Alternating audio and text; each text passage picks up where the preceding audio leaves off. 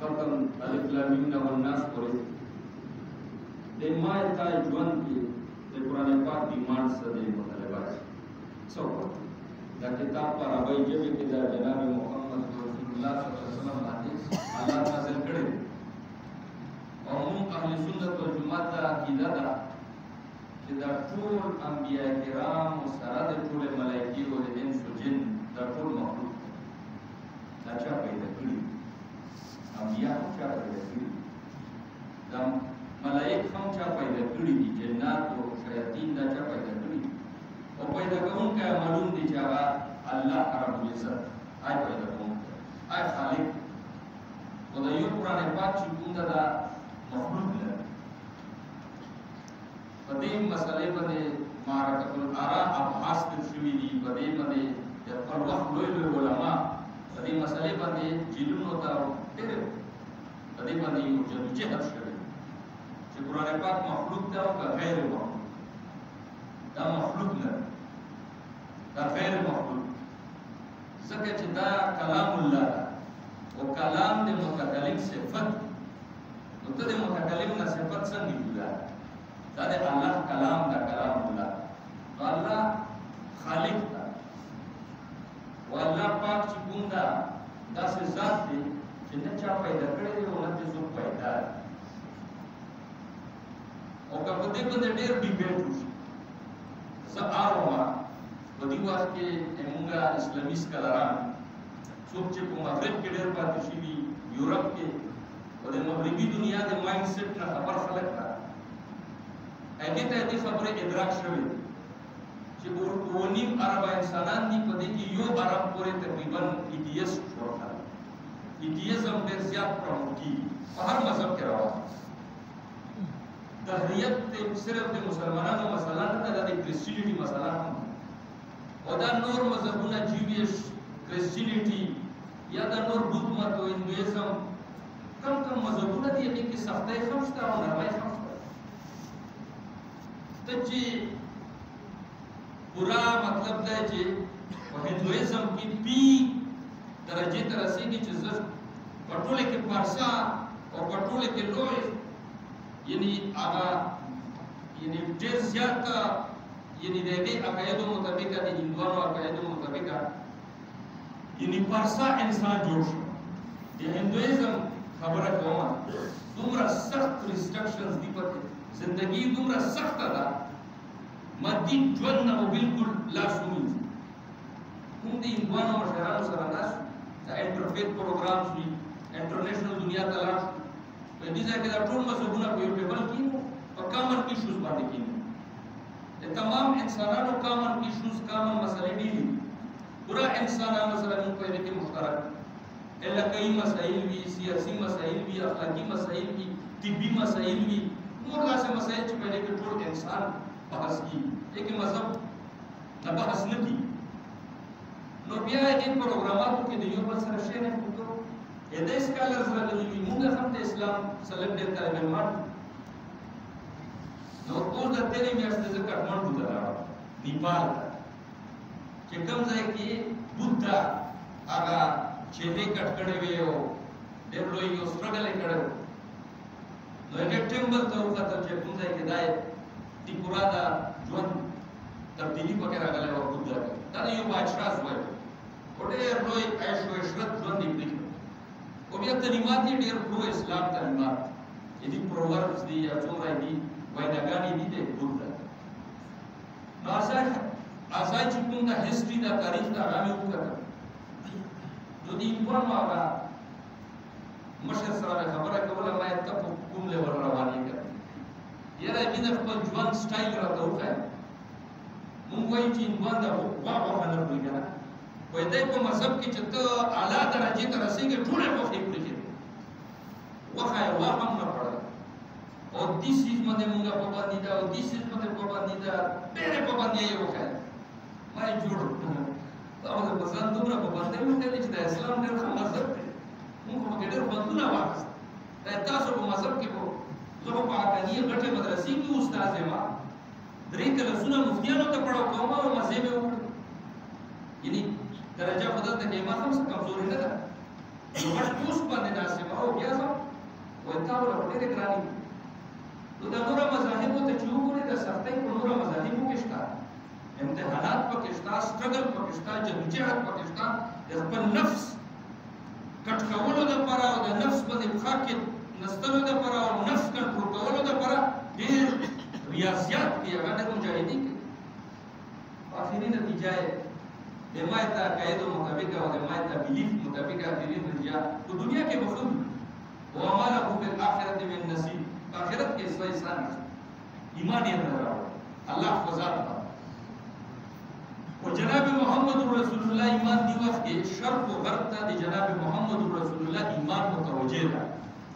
که څوک شرق کې وي او که غرب کې وي او که شمال کې وي او که جنوب کې وي او که کومې جزیرې کې پیدا شوی دی، دې ټیم کې جناب محمد رسول الله عالمگیریت ته د عالمگیر دین اسلام راغلی دی، هدى للناس راغلی دی، او دا کافة للناس پیغمبر راغلی دی، او دا رحمت للعالمین دی. دی د پیدایش و خلقت و دی رسالت و دی الله د پیغمبر رالېږلو نه بس بیا هر څه چې ټپ کړو د انسانیت لپاره چې کوم دین پکار او په انسانیت کې نکاح راوستلو لپاره قیامت پورې الله پاک ګارنټي راکړه الیوم اکملت لکم دینکم واتممت علیکم نعمتي. ما داسې دین کامل او اکمل درکړ او دویم دین مې درکړ. دا تاسو تفسیر عثماني چېرته راوالی دوی په جومات کې کوي او د علماو سره به د کتابخانې کې تفسیر عثماني هغه مخکې وایي سعودي نه راتلل ګفټ شکل کې مو ملکونو ته ګرین هغه کې ګرین کاغذ باندې وي ګرین وایي جهیره هم وي. اوس هم شته تفسیر عثماني علامه شبیر احمد عثماني هغې چې د کومه تفسیر لیکلی دی د کنتم خیر امة اخرجت للناس تأمرون بالمعروف وتنهون عن المنکر، دې آیت په ضمن کې کمال کړی، کمال تفسیری لیکلی په دې ضمن کې پوره حاشیه وکړه. د دې امت باره کې چې من جانب الله الله پاک دې امت ته کوم شان او شوکت ورکړی دی او دې دین اسلام ته الله کوم شان او شوکت ورکړی، کمال یې کړی دی علامه شبیر احمد عثماني. الله پاک ته د یو تشریح باندې چې کوم د دې آیت کوم تشریح کړی ده، الله د انوارات او برکات په قبر باندې بارها پرها ورها دې په قبر باندې انوارات او برکات ډېر ښکلی تشریح ده مولانا صاحب. تاسو نو وګورئ که څوک د اردو ادب نه، که څوک د اردو ژبې دی د ژبې د نشیب و فراز نه زبردست انتخاب یې د الفاظو کړی ده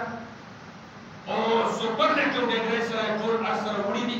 یوه هم پکې کمپیریټیو کې خبره نشته، ټول په سپرلیټیو باندې دي. که دین باندې کې خبرې کوي، که امت باندې کې خبرې کوي، که جناب محمد رسول الله شان او نبوت باندې کې خبرې کوي، ټول په سپرلیټیو کې روان دي.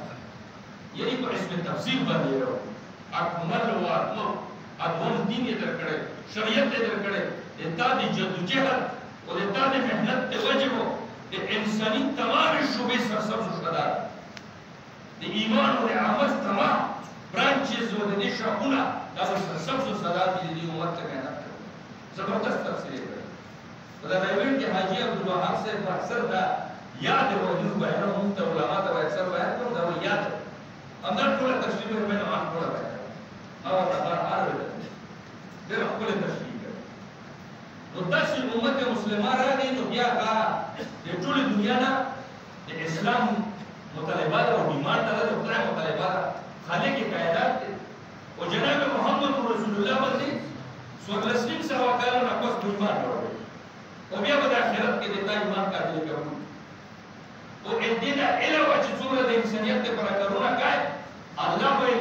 لاس چنده په دې دنیا کې تا پیدا درکوي چې ته د انساني په تمام شعبجاتو کې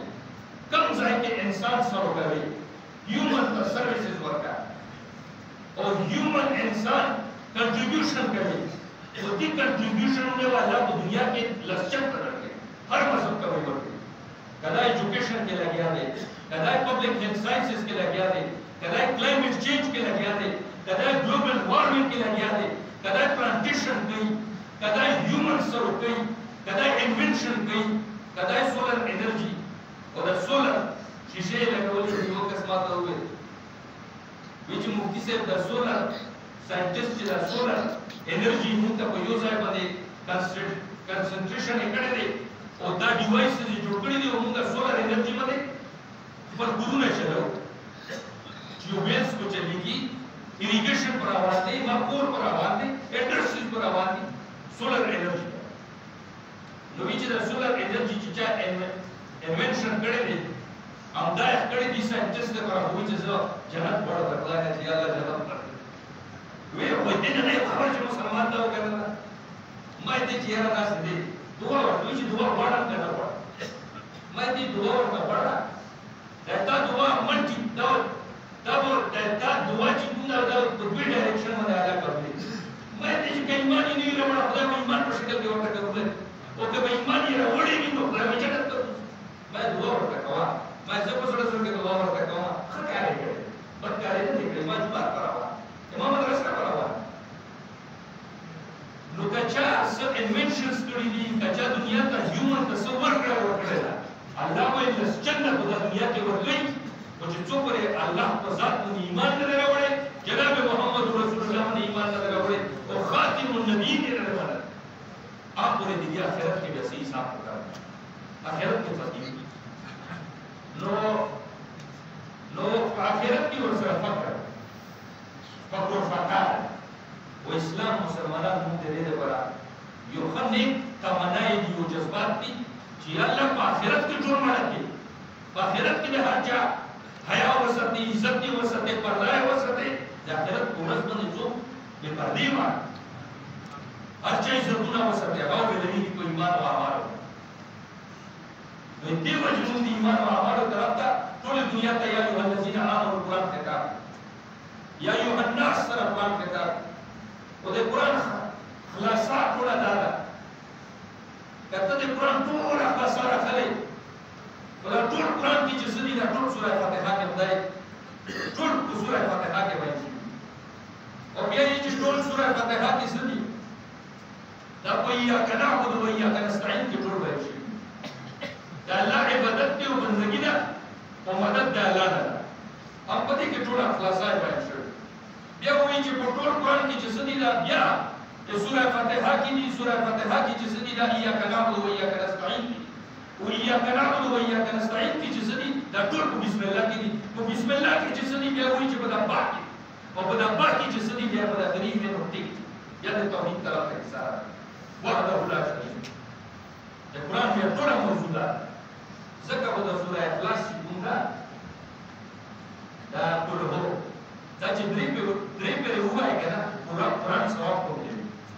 ځکه چې په دې کې صرف د توحید چې پر بیان شوی صرف خدای خپل انټروډکشن کړی خدای خپل ځان ډیفاین کړی دی چې څه څوک د مشرکین عرب طرف نه کوېسچنز دي هغه په انصابو باندې چلېدل یعنی په عربو د عربو کلچر کې د دې په کلتور کې د دې په ټریډیشن کې د دې په عادتو کې دا یو ډېر لوی مستند خبره وه چې نسب بیان که نسب دی سره اعلی نسب ولا خلق هغه پراود دي دغه په معاشره کې د بچا خبره نه ویل چې حالت وکړي یعنی ما ته په دې ټرایب باندې پراود ده او دا بل دې ټرایب ده دا پښتنو کې دا شی شته لري دې الهي فطري منطقي کې شته عرب په دې کې بوتین تر رسېدلی چې نسب ته بیان کړي نو ته دې پیغمبر صلی الله علیه وسلم نسب نه خبر وي چې دا هاشمي ده قریش خاندان ده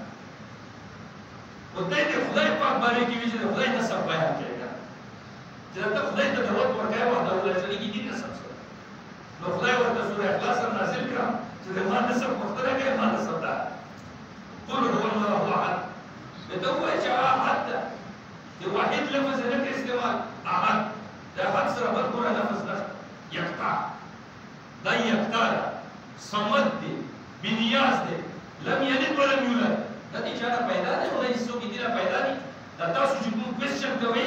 دا ایرلیونټ کوېسچن دا ریلیونټ کو ځکه چې زه دې چا پیدا وای ما له څوک پیدا و بیا ودې نسب پوښتنه کوله نه زه چا پیدا یم نه ما له څوک پیدا دي نو ما خو د نسب پوښتنه ما کوله ما ولې کې د نسب کوېسچن ما کوله دا دې تاسو را نو دا دې ثواب دومره دي چې درې پرې یو وایي ټول قرآن ثواب نو د عربې دا معاشره وه و د ما عزتمند و دا قرآن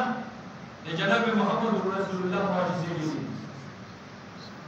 خو پوره عرب چې هغه یې لا جواب کړي دي هغه یې په دې قرآني معجزه سره چې دا کلام الله راغلی دې بل نظیر دی نه شو ته نن که نوره معجزات ګورې که نه دا نوره څومره معجزات دي دې باندې که ریسرچ وکړې ساینسي ریسرچ دا نور داسې علوم شته دی چې هغه باید کم از کم هغې سره څه نه څه تیلي کېږي یا وچ کېږي څه نه څه به اشتباه پیدا کوي مسمریزم باندې ورته مطلب دی چې څه نه څه شعبه بازی چې شعبه ده بازی چې شروع شي مسمریزم په دې کې به ته څه نه څه کنفیوز شي په یو معجزې وکړو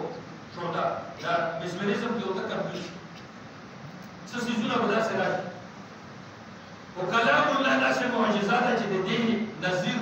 هغې خلکو نه وراوړی چې هغه خپله په دې باندې پراوډ وي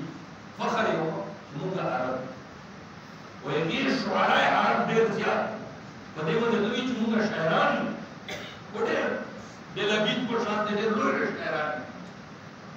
او ډېره فصیحه او بلیغه شاعري کوله